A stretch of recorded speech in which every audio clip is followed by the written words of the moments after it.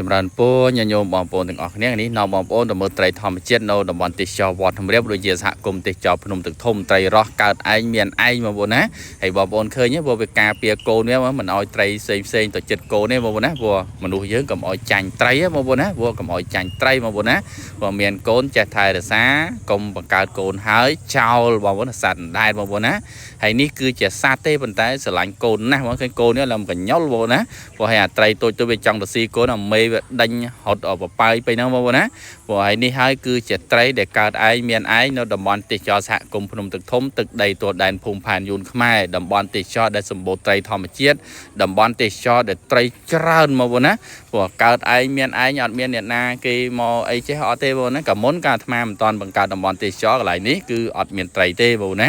ហើយឥឡូវបងប្អូនចង់ឃើញត្រីធម្មជាតិបដាល់កូនត្រីរស់បដាល់កូនបងប្អូនមកតំបន់ទេសចរពិតជាមិនខកបំណងទេបងប្អូនណា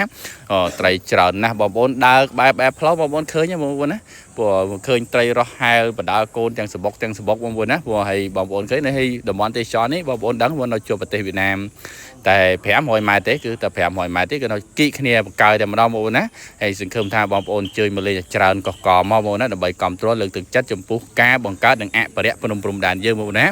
ហើយបងប្អូនឃើញត្រីរស់នេះវាស្រឡាញ់កូនណាបងស្រឡាញ់កូនមែនទែនបងប្អូនណាវាស្រឡាញ់មិនអោយសត្វដតីទៅចិត្តទេបងប្អូនណាបងស្រឡាញ់មែនទែនបងប្អូនណាហើយសង្ឃឹមថាបងប្អូនជួមសពផ្សាយជួមសៀបងប្អូនណាហើយជាពិសេសកុំភ្លេចបងប្អូនអើយបងនៅពេលដែលមកដល់តំបន់ទេសចរនឹងហើយហូសមកវត្តខ្លះផងបងប្អូនណា